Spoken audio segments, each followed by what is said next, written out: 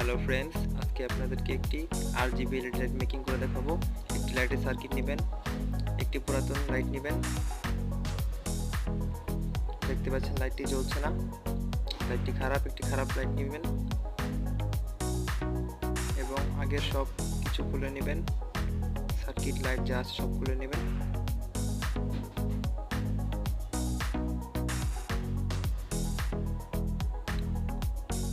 আগের ওয়্যারগুলো খুলে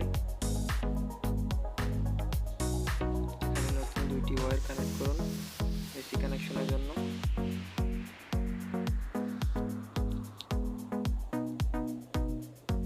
তারপর আগের লাইটটি উল্টো করে হিটসিং হিসেবে ব্যবহার করবেন আর দুইটি ওয়্যার সোল্ডার করে নিন।